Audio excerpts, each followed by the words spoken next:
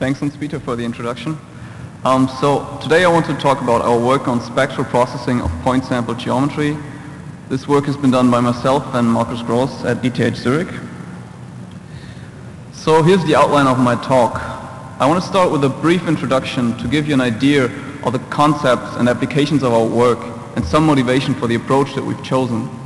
Then I will come to the core of my presentation and explain in more detail our spectral processing pipeline. And at the end I'll show some results and conclude with a summary and some ideas for future work. Now, as you know, today's graphics models are rapidly increasing in size and complexity. So people more and more frequently use 3D acquisition devices such as range scanners or digital cameras to acquire these complex shapes. And essentially these scanners produce a cloud of points.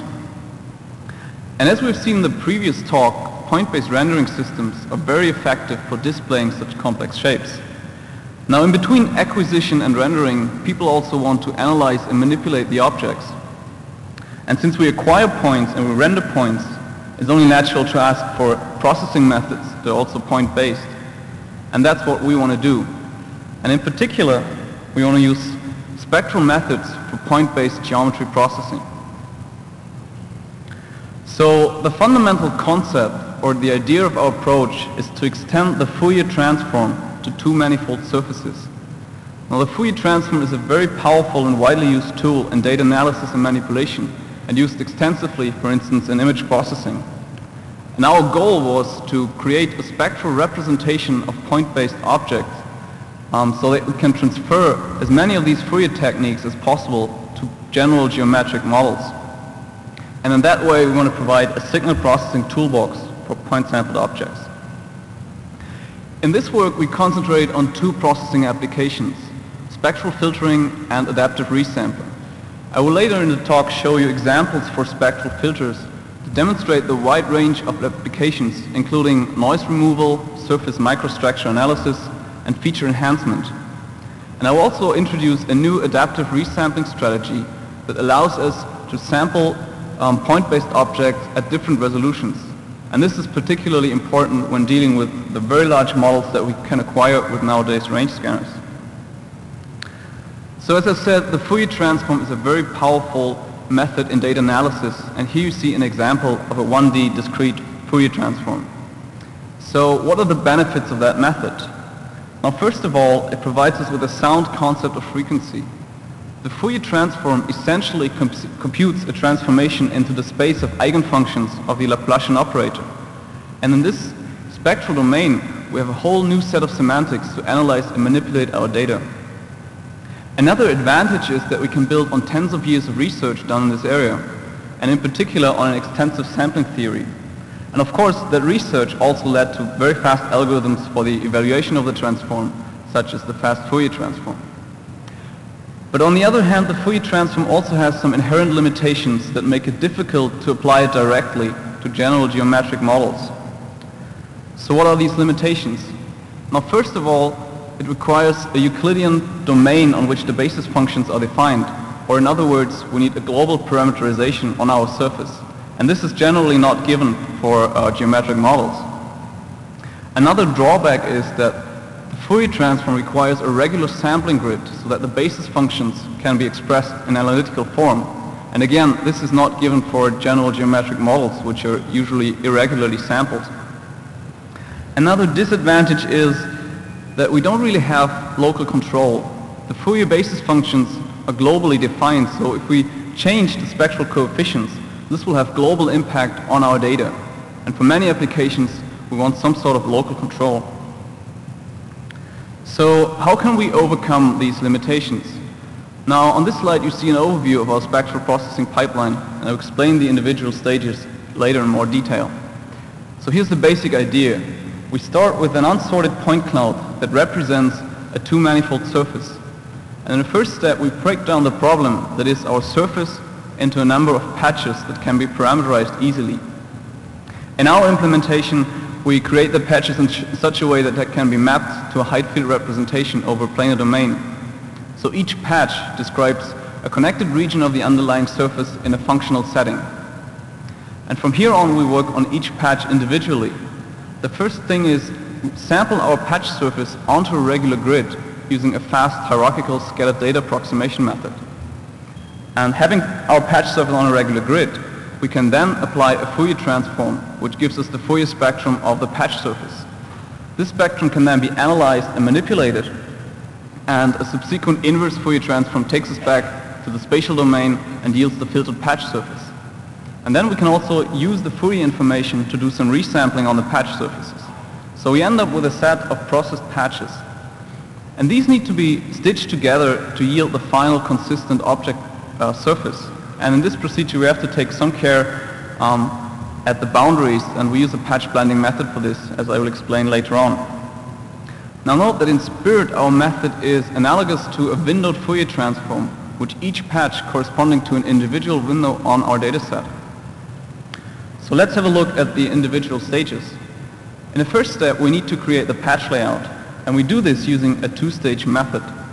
First we apply some BSP clustering to obtain an initial fine-grained patch layout, and then we use a patch merging optimization, which I will explain in the next slide. Now I said before that we want to make sure that our patches can be mapped to a height field representation, and to make sure that this mapping is unambiguous so that we don't get fault overs, we restrict the cones spanned by the normals of a patch surface to a certain angle, both during clustering and the patch merging optimization. Now this patch merging optimization is really very similar to the edge collapse simplification methods used for progressive meshes. That is, we define a local quality metric and then iteratively merge patches so that the resulting patch layout locally optimizes this metric. Here I've just sketched this metric which uses 4 terms. 3 consider patch attributes such as patch size, the curvature of the patches, and the shape of the patch boundary.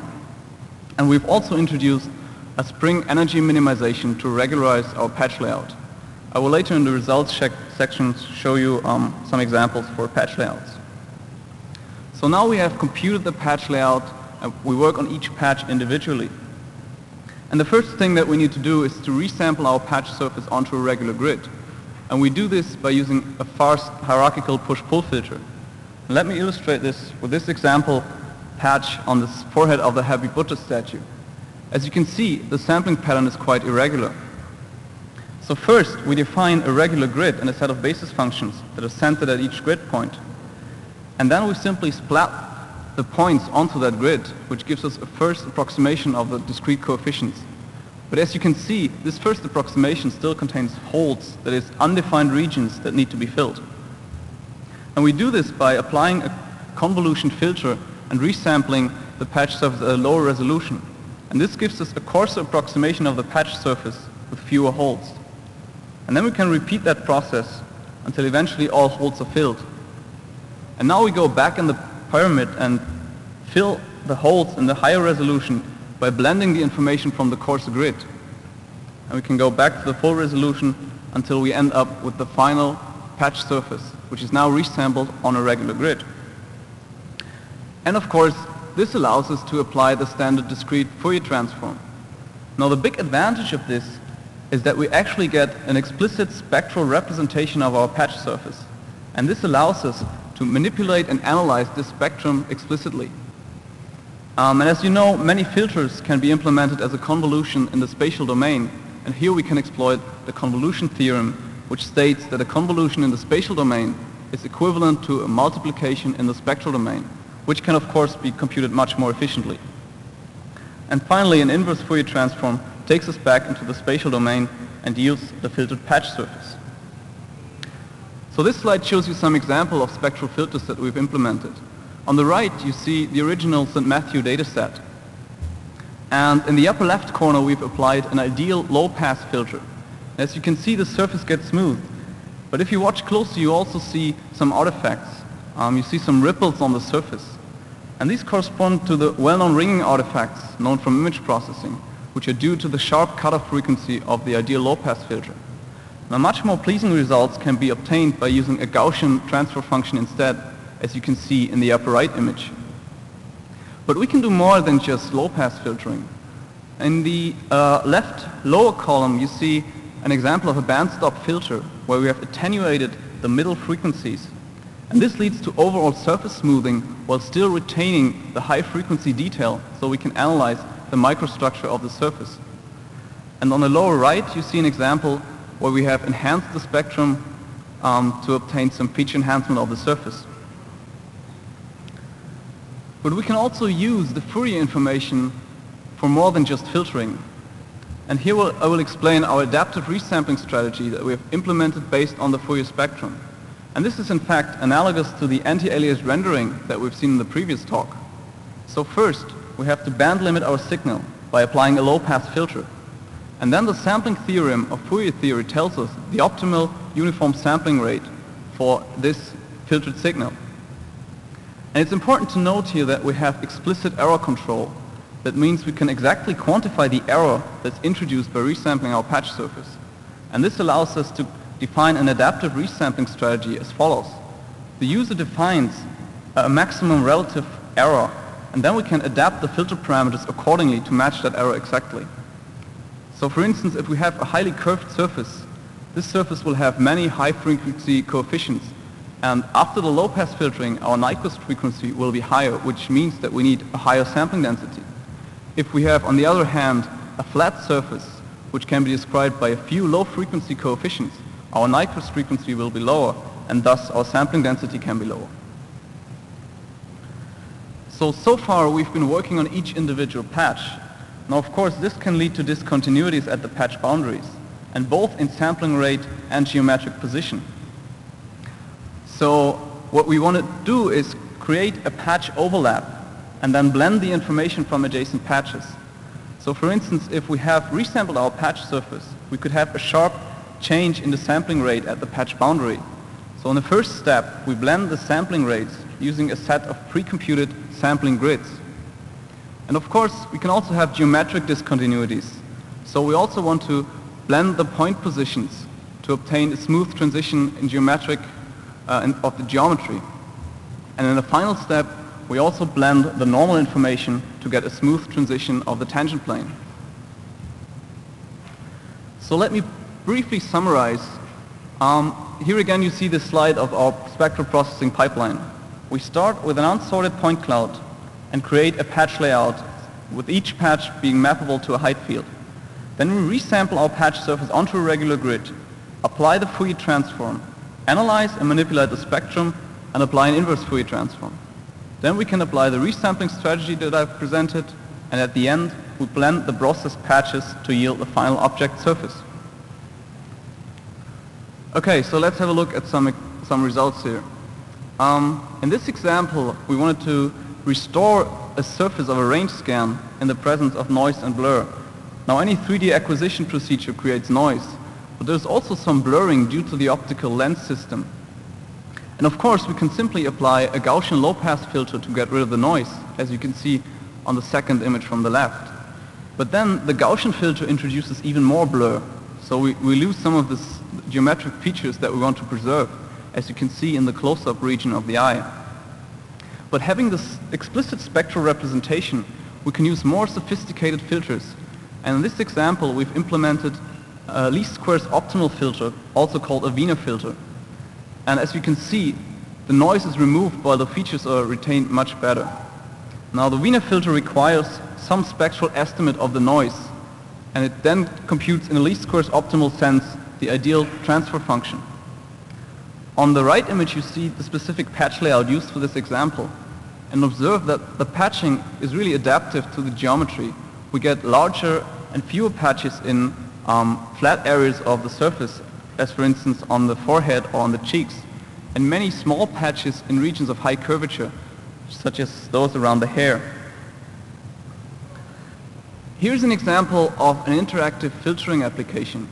The user can draw curves onto the model to mark the region of interest, and then we can adaptively split our patches at these boundary curves and only apply the filtering in these regions of interest. And in this example we have smoothed the region around the eye and roughened the part on the cheek.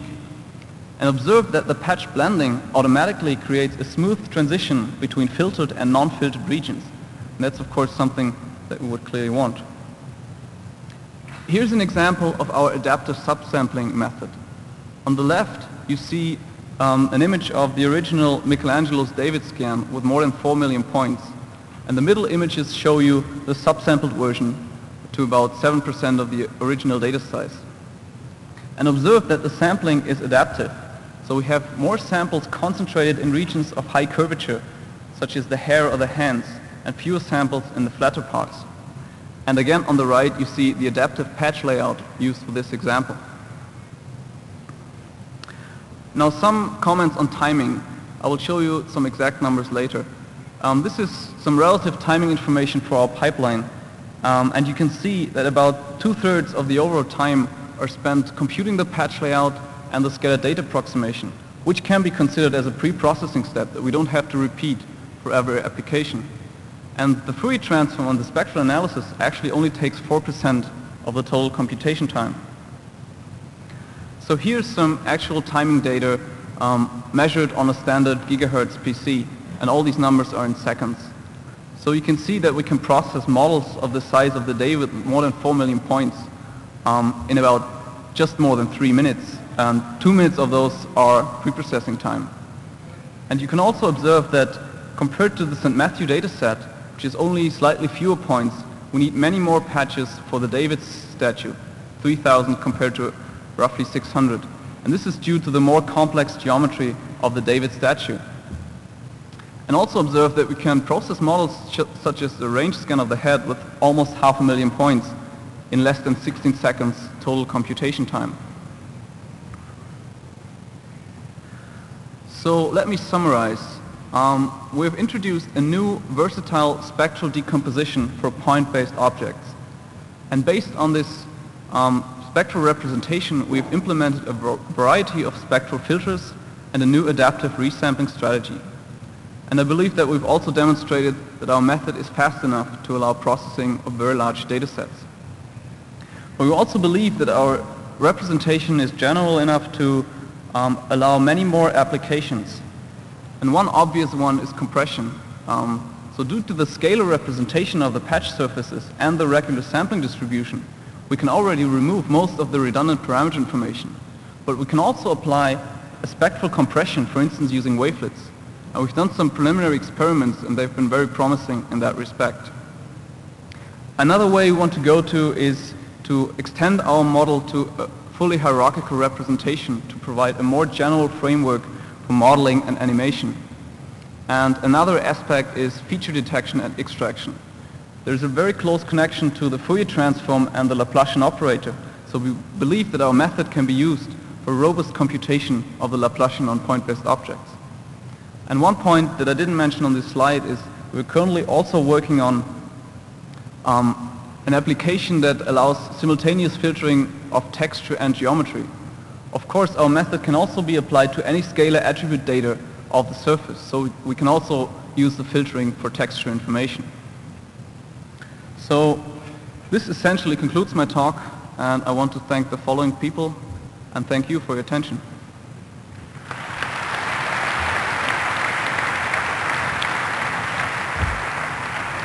We have plenty of time for questions. I have one. Over here. Okay. So you resample on a regular grid before evaluating the Fourier transform. Have you considered estimating the Fourier coefficients directly from the point samples by plugging them into the Fourier integrals? Sorry, I didn't understand this acoustically. Have you considered estimating the Fourier coefficients directly by plugging the point samples you have of the function directly into the Fourier integral?